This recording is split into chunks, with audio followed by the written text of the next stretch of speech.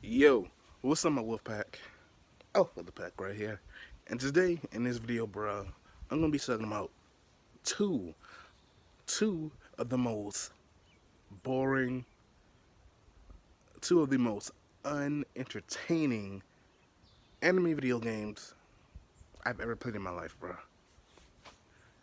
And of course, those two games are Jump Force and Naruto To Boruto Shinobi Strikers, bruh. Okay, just let me get this out the way, bruh. Naruto to Boruto Shinobi Strikers, nigga. I played that game for a total of 3 days. 3 days.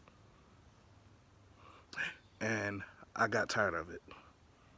Nigga, what game do you know in which a nigga can play for only 3 days and already be bored of it?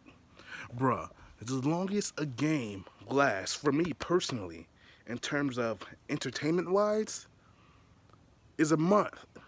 Two, if I'm pushing it.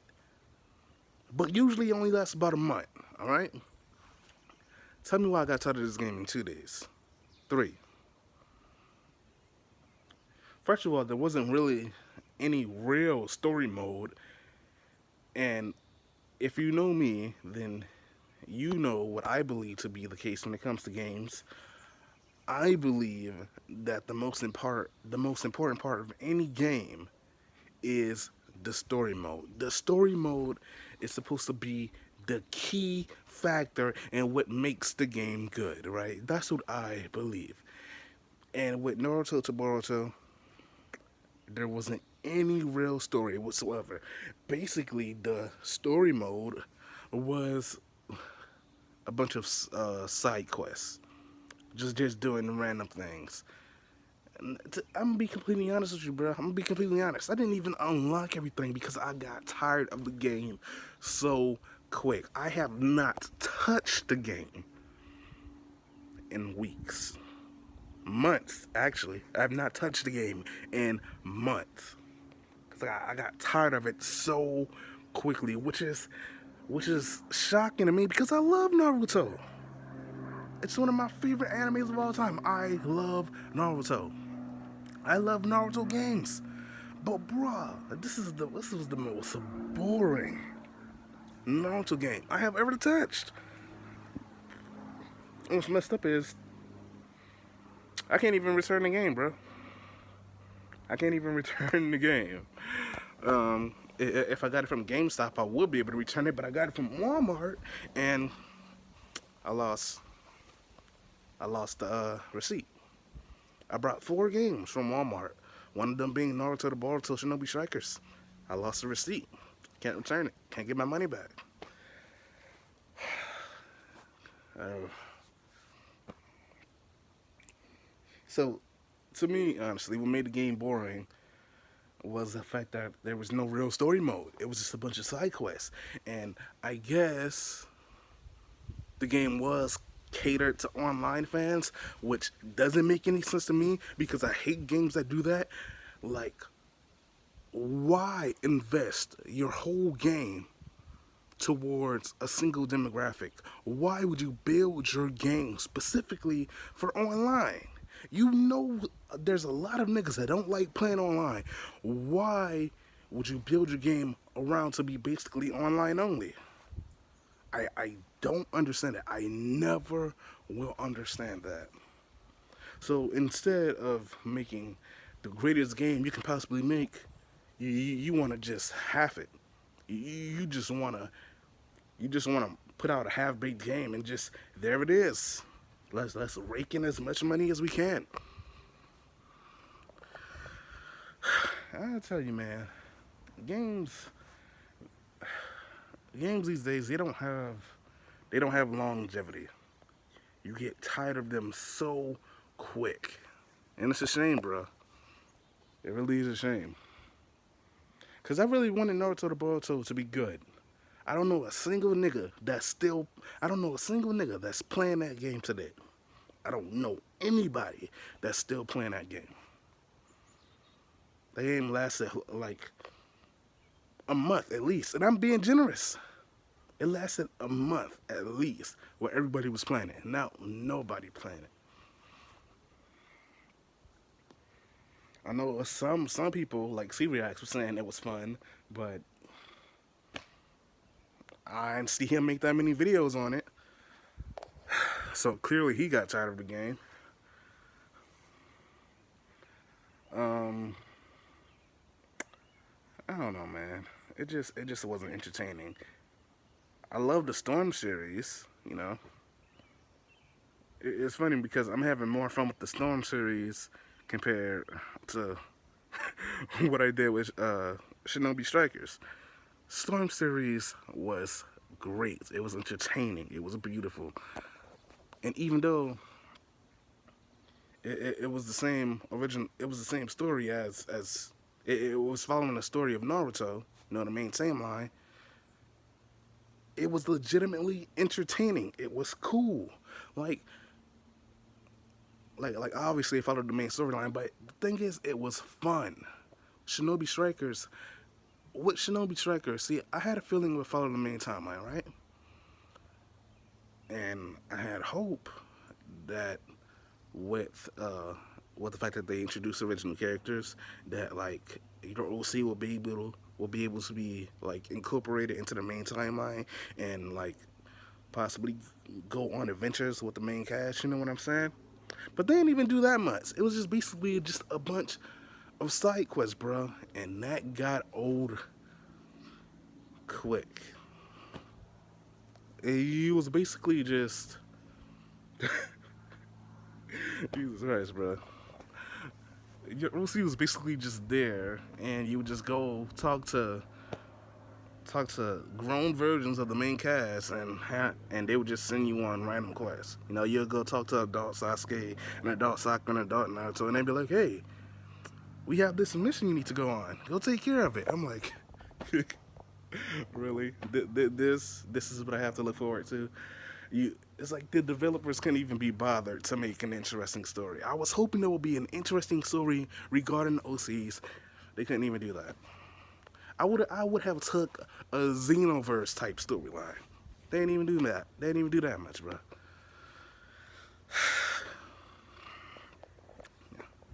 Moving on, Jump Force. Jump Force only lasted like 2, 3 months. The game came out in like what, January?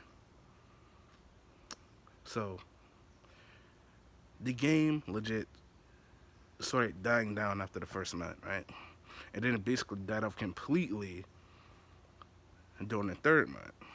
But there were still people playing it. When the fourth month came, I haven't been saying this. I haven't saw a single person play it. Not one. Because when it first came out, a lot of people were playing it. But as more time went on, less and less people started playing it. Less and less people were playing it, right? And they basically all said the same thing. The game is repetitive. The game is boring. The storyline is horrible. And for the most part, people were playing for it online. But here's the thing about online. See, I don't even care about online, bruh. I don't care about online. I play my games offline. I don't go online for anything. I don't like playing with other people. I don't. I never did. I like to enjoy a game for myself, right? But here's the thing with online when it comes to Jump Force, right? With online, there's no rematch button. There's still, to this day, no rematch button for online. Why you would release a game with no rematch button online? I have no idea. You have a rematch just fine in regular and just the base regular game, but you don't have a rematch for people who want to play online with their friends or whatever. That doesn't make any sense. How do you forget a core feature, something as simple as a rematch button? How do you forget that, bro? It's like they completely rushed this game, and the sad part is you can tell. You can really tell. You can really tell, especially by that incredibly lame story. It just seemed like they just threw a story together. Bruh, the story of Jump Force is a less interesting version of the Xenoverse storyline. The story in Jump Force is a less interesting version of the Dragon Ball Fighter Z storyline, bruh. Basically, in Xenoverse and Fighter Z, there's some evil niggas. They take over your mind, and they take over your combat's mind, and then you have to go and fight them. That's basically it. Now, there are some key features in Fighter Z and Xenoverse that's different, which I like, to be honest. But it's like they couldn't even be bothered to make the story seem interesting. Just right out the gate, the story it was lacking. It wasn't. It didn't seem. It didn't seem. It wasn't entertaining in the slightest. It wasn't interesting. There wasn't anything that made you invested into the story. You didn't. You didn't really care about what was going on. It was just lacking throughout the whole story. It was just lacking throughout the whole thing. It was just lacking. A lot of the cutscenes were just poorly thrown together. Like when you go to Namek to fight possessed Vegeta. First of all, the nigga is just why Vegeta was on Namek. I have no idea, but he's just standing there looking at the random possessed alien character niggas, just smiling, classic Vegeta smirk. Then all of a sudden, he just randomly get possessed. The Rubik's cube or whatever goes inside him, and he gets possessed. And you would think you would sense he would sense something like that sneaking up on him, but no. And then the thing is, when he got possessed, bruh, it was the most stretched out scene I've ever seen in my life. Because when you know how when people get possessed, you know that they scream, they twitch around a little bit, bruh. This nigga Vegeta was like twitching and screaming for like 30 seconds. It was the most drawn out thing I've ever seen in my life, bruh. It was a terrible cutscene. And I don't know, bro. Just overall story mode, bro. It was lacking. It was boring. Even the final villain, it was terrible. It was the most basic, most generic thing I've ever seen in my life. The final villain was basically a buff moth. It was a moth in human form with bright red eyes. That's basically what it was. The dude looked like a giant mosquito, a giant bug with wings, bright red eyes. He didn't even have a mouth, bruh. Apparently, Akira Toriyama made the final villain, but that was the most disappointing, most basic final villain for anything that I have ever seen. When I saw the final villain, I was like, okay. So I was putting up with this. I put up with this basic, boring, repetitive storyline for this. I was at least hoping the final villain would be good. Can't even say that. But I can't. It's not. You can't even really call the story mode a story, because basically all you were doing was just going to random locations, fighting random possessed warriors, and then recruiting them to your base to go and fight other possessed niggas. There was no real story about it. I mean, I guess there was kind of a story because the Mothman nigga, the one who created the base for all the different characters from different universes and from different anime universes and different mangas came together. The nigga who started the base and was recruiting all the characters and stuff to fight against the possessed niggas. Um, he was the final villain, and the reason why wait. He was the final villain, right? And he was behind all of the anime characters and manga characters coming into the real world, because the game takes place in the real world. So the final boss, now I can't even remember his name. He was the reason why all the anime characters, were there, and He wanted to bring them to the real world and have all of them in the same spot, so he could basically rule over everything, bruh. And I guess you could say that's a story, but it was just executed so poorly. Like, I couldn't even be bothered to. I wasn't invested into the story. There wasn't really anything that was entertaining. Nigga, I was bored the whole time, and it's sad, bro, because I wanted the game to be good. I legitimately wanted Jump Force to be good. I mean, you bring in all of these characters from different anime and manga, putting them all in one game. I was hyped. I was excited. Why wouldn't I be? A bunch of characters that never interacted before, finally meeting and coming together in one game. That's a dope concept, but it was it was done so poorly. Nigga, I never been more disappointed with anything before. I have never been more disappointed in the game than I was with Jump Force. And it had potential. It had potential to be one of the best games ever. It had potential. But it dropped the ball. It dropped the ball completely. The ball just like ran away and disappeared into the abyss.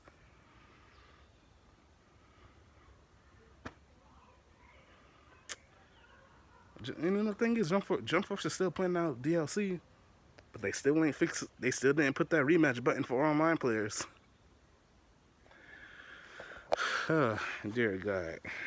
And just ignoring the story in general, even without the story, the game was boring. I mean, you could do a bunch of side quests where you could just basically fight. You could basically just fight niggas to try to unlock clothings and power ups and attacks and all this. But nigga, I tried to do that, bruh. After 30 minutes of fighting niggas, trying to get stuff unlocked so I can have more options for my created character, I turned the game off, bruh. I got burnt out immediately. You do not understand how tiring that was. At least in Xenoverse, when you would go on parallel quests and you would fight niggas, telling like attacks and clothes and all that, that was fun. That was interesting. And nigga, I almost went to sleep doing that, playing Jump Force, trying to unlock all this stuff. It was not entertaining. It was, bruh.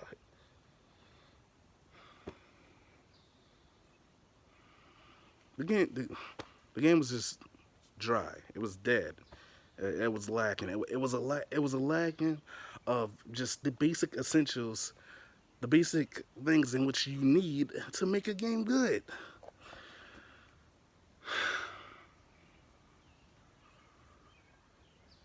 I can say the only good thing about Jump Force is the fact that you can create your own character. That's legit the only good thing about Jump Force. You can create your own character. That's it. And it got some cool customization options. Could have been more, but other than that, that's really the only good thing about Jump Force. And you know what's funny is, I got tired of Jump Force like 2 weeks. After 2 weeks of playing Jump Force, that's more than that's longer than what I lasted with Shinobi Strikers. But I got tired of Jump Force 2 weeks. I usually can play a game for months, 2 months. I get tired of Jump Force 2 weeks. And that hurt, dog, because I was going against all the critics. Everyone that was saying the game was trash. Everyone, people were saying the game would be trash even before it came out. But I was going against all the critics.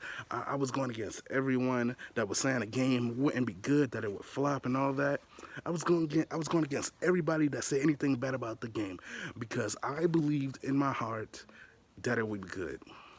I wanted to believe so badly that the game would be successful.